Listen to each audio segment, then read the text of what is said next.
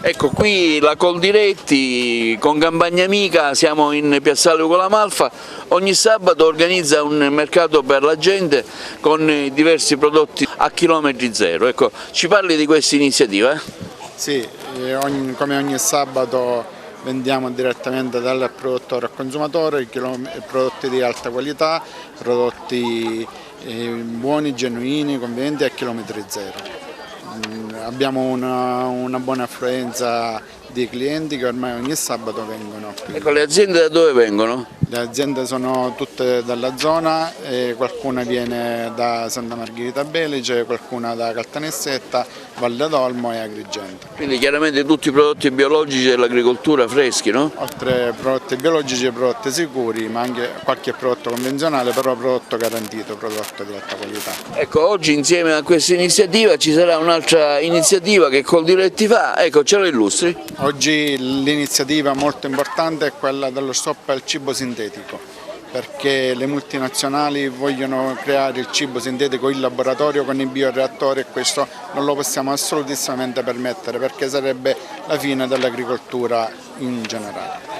Quindi cosa deve fare un cittadino? Un cittadino deve venire a firmare semplicemente la petizione contro lo stop al cibo sintetico e cibo fatto in laboratorio. Ecco, oggi questo è possibile in Piazzale Ugo La Malfa solo oggi oppure continuerà la campagna? La campagna continuerà anche al villaggio Coldiretti che ci stiamo apprestando a preparare il 2, 3, 4 dicembre a Palermo, che invito tutti a venire a visitare, dove ci saranno le migliori aziende di tutta Italia Coldiretti. Ecco, come responsabile della Coldiretti chiaramente voi siete il termometro delle aziende agricole, come stanno vivendo questo momento di grande difficoltà, mi riferisco in particolare ai consumi di energia elettrica che aumentano giorno dopo giorno. Ecco, voi cosa cercate di fare? Qual è il polso della situazione al mercato?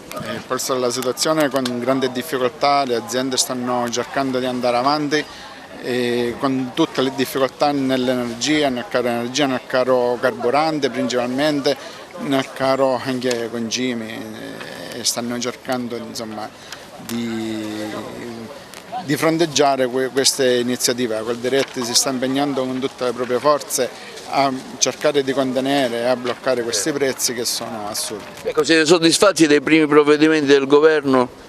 Il nuovo governo si è insediato da poco, capiamo, sta lavorando, diamo il tempo di lavorare e vediamo quello che andrà avanti, però è un governo che già ascolta principalmente le problematiche che la Coldiretti va a rappresentare. Ascoltiamo qui una signora, se ci dice che cosa siamo offre. Siamo di Pietraperzia, l'azienda, e siamo produttori di tè verde, sono esclusivi sulle nostre zone. E poi siamo pure produttori di funghi, abbiamo il fungo cardongello che è molto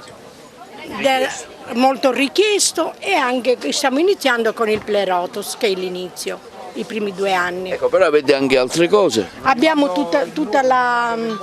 molta roba selvatica e più produciamo anche legumi, arance, un po' Ti conviene venire a comprare qui al mercato di Campagna Amica?